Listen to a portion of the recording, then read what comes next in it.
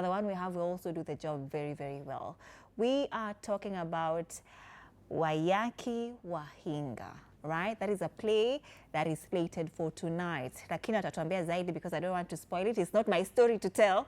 So use the hashtag TV47 Breakfast.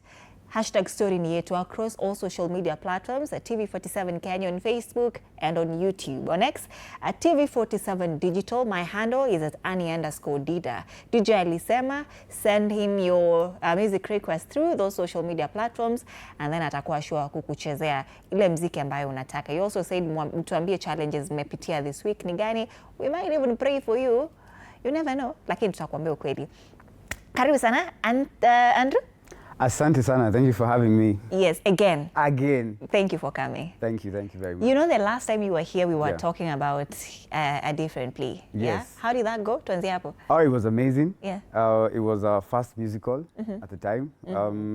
We had such an amazing experience. We had 2 shows. We did a rerun. Yeah.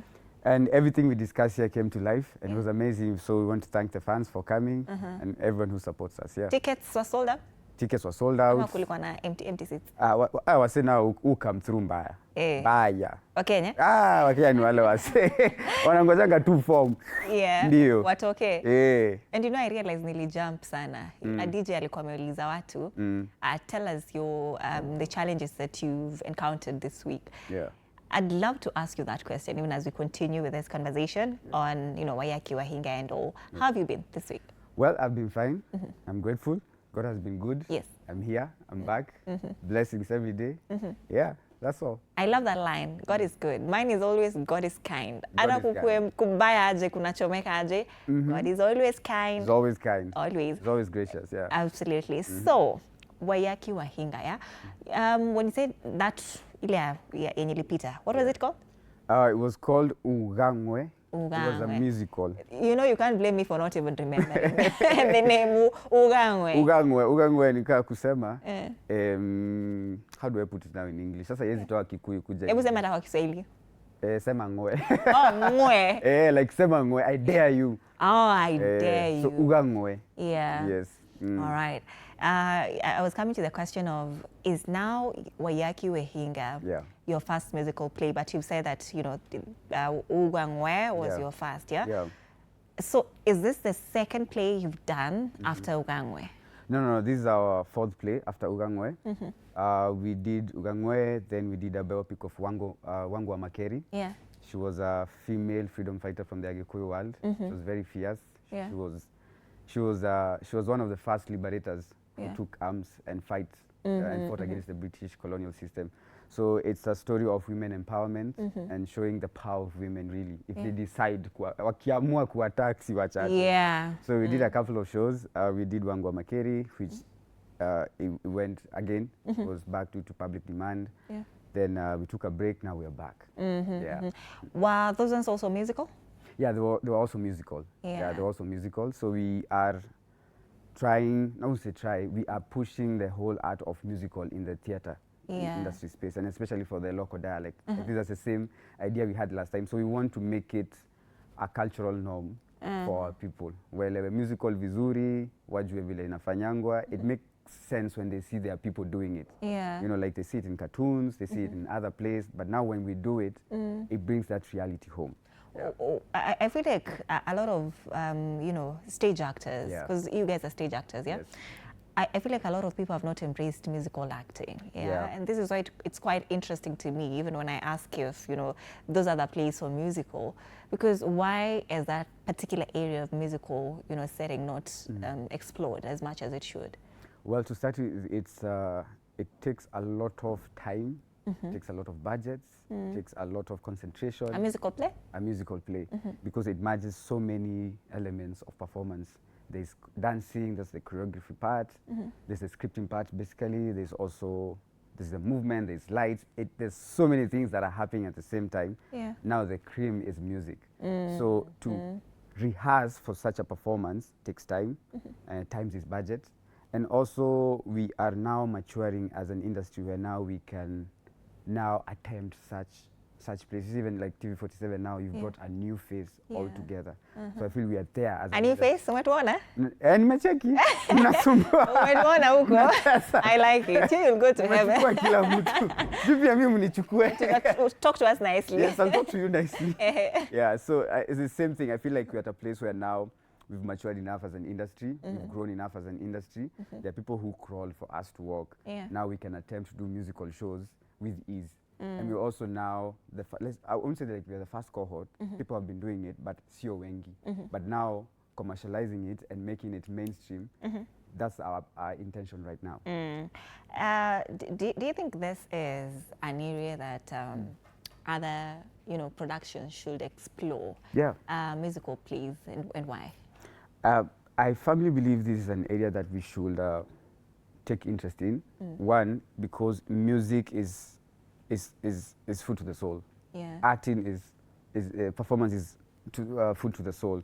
So we tend to feed our soul with other entertainment, things that really don't really fulfill the need inside. Like kuna performance utaona, kuna kitu utaona itakufurahisha na mziki, kuna mziki utasikia ikulilishe, kuna mziki utasikia upende, because of how it's created. So I feel musical shows, even musical films, musical animation, all these things. Oh, there are musical films too? Yeah, there are musical films like La La Land. Remember High School Musical? Like forgot the name of the actors. Yeah, yeah, I don't think I've watched, but I've heard. Yes, so there are musical films that merge acting and music, and also Indianos, they really have those films. Indians are good at that. Indians watakuwa katikati yao when they're about to shoot, wanaanza now that's a musical. Yeah, that's a musical. Okay. It's just incorporating music in whatever artistry you want to output. So I feel it's a genre that needs to be paid, like we need to pay more focus on it because the impact it has. If you look at animation, all animation, they have a musical aspect. Yeah. Animation have musical aspect. Like you see, like Lion King is a film that was released in the 90s. And to date, there's still a musical that is running for Lion King. There's a whole ensemble, the whole film was turned into a theatrical play. So I also feel we should also now get there, where we can get even film, adapt them into musical, and perform them. Because music tends to last longer. That's why we push for music in acting. We always remember music. You cannot ignore music. Yeah. You have no choice. And when you say that, with musical plays, why it's not tapped into, that it's because, there's a lot of work that goes into it, logistics, rehearsals and all. Does it mean that you come up with your own songs, or you use zile mziki ambazo you already have? So it all depends. If it's a biopic, you'll use the song that was written initially. If you're adapting a script, you'll use the song that was written initially. Even the notation, the arrangement and everything. But most of our plays is we are exploring our creativity. So most of our plays, we write our songs. And especially the Kikuyu music that we're doing, the song that we use probably is the traditional song. Go so, go so, hey yo. So we also want to relive those songs to the new generation. So it's a mixture of both. It's a mixture of creation, your own new identity, and just using songs that have been done before. Yeah. So, Waiyaki Wa Hinga. Yes. Who is this man? Yeah. Yeah. For people who don't know, because when you tell somebody Waiyaki Wa Hinga, first of all, unajua tukianza show nilisema it's aha. And then I read about him, and you come to realize that, oh, this is a man. Yeah. Who is Waiyaki Wa Hinga? Well, Waiyaki Wa Hinga was Agikuyu Mudhamaki, Agikuyu king. He was the first man. Lakini simwona wamesema ni alikuwa Somali. Somali? I mean, is it Masai? Yeah, he's Masai. Yeah, I'll give you now the background to that. But his identity really is tied to the Agikuyu. So Waiyaki Wa Hinga was born Masai to his father. But his father was a warrior. And at the point where was the war, he killed somebody. And he had to flee because the community didn't like him. So he moved all the way from the Masai land and he came to the Kikuyu land. So when he came to the Kikuyu land, that's when he assimilated with the Agikuyu. Yeah. When he assimilated with the Agikuyu, he got a wife. Then with the wife, Waiyaki Wa Hinga was born. So Waiyaki Wa Hinga was the first Kenyan to go up in arms against the British. also he was the first one to sign an oath with the British, because initially they were travelers, they were trading and everything. Then they came to Kenya, they came to Africa, they realized, oh, this place is rich, and people here are content. Like we have much as Africans. We don't tend to be greedy and stuff. Like we have vast lands, we have nature, we have mineral sources and what have you. So Waiyaki Wa Hinga was the first African liberator in Kenya to fight against the colonial British system that was affecting us. So it's a story that has been buried for decades and for generations. Even right now, if you go to the internet, it's hard to get information about Waiyaki Wa Hinga. So Waiyaki Wa Hinga is the one who gave birth to the fight for liberation that we have today, among many other warriors who contributed largely in other facets of Kenya. So the reason he's remembered the most is because he paved way for what we're enjoying now. He had a deal with Mzungu, but the deal wasn't what we think. It was more of a trade, diplomacy, you know, type of relationship where you can come, we can trade, you can use our land, we can also borrow from you. It was more of a symbiotic relationship. But that trust he had on the British people is the one that, you know, brought the danger, because some British men, the initial British men were good, but the one that followed came now with the dubious characters. Now they started stealing, they started, you know, doing all these atrocities. Now they started paving way for colonialism. It started paving way for now us losing our culture and identity and the stealing of land and everything. So basically that's who Waiyaki Wa Hinga is. We are bringing this story to life. It's close to 150 years later, we get to share his story. So kama vile TV47 unasema story yetu, that's the thing. We want now to own our stories. We want first to remind our people who we are, where we're coming from, and what we've had to endure for us to get here. Kuna point umesema that, and this is why he's remembered the most, because of course, the person that he was. But is he really remembered the most? Because I'm looking at, you know, a typical Kenyan, kila mtu who has been a student of history. You'll not find somebody just casually speaking about Waiyaki Wa Hinga. Usually we hear about the likes of Dedan Kimathi, au ndo utasikia, you know, the mouths of people, kwa lips za watu sana, kina Tomboya and all. But why is this story so faded? Well, first, the story happened like over a century ago. That is number one. Two, it's a deliberate, orchestrated system for him not to be remembered. Why? Because he reminds us of who we are. Kimathi reminds us of who we were. If Waiyaki Wa Hinga story was written, it will now make us go find out why was the story written. So if we find out the story of Waiyaki was written because he stood up in arms against the colonial British rule, it means there's some people who will be exposed. So with that said, we as Africans, initially our method of preserving history was through oral. We could share stories. That's why tulikuwa tunaenda kwa guka na wape story. We didn't have much of written literature. So over the years, that was broken. So the story wasn't passed down of Waiyaki Wa Hinga. And also Waiyaki Wa Hinga and Dedan Kimathi, sorry, let me just use Dedan Kimathi, he's closer to our generation than Waiyaki Wa Hinga, because Waiyaki Wa Hinga stories dates back to in the 1800s and stuff.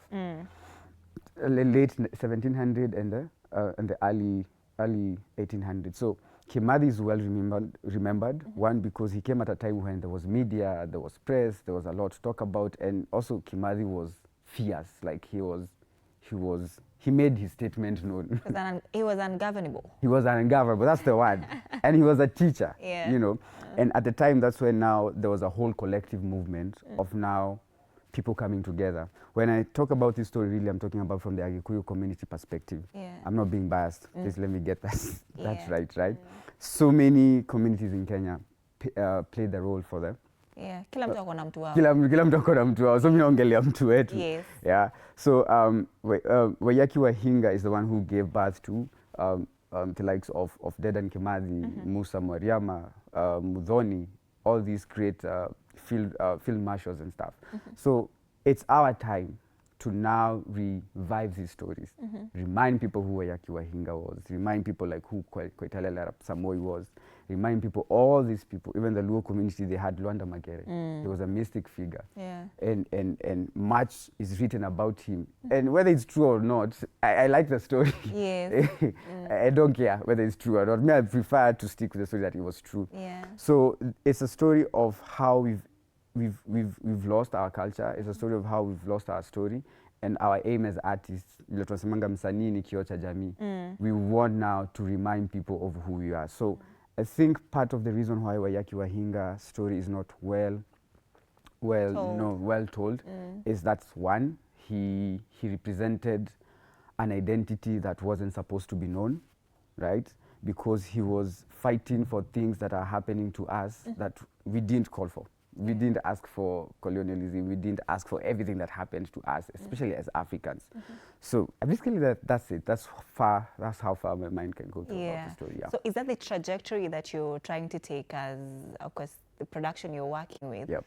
That to tell the stories of, these freedom fighters yes. to the Agikuyu community? Because I'm also thinking about your target audience. Yeah.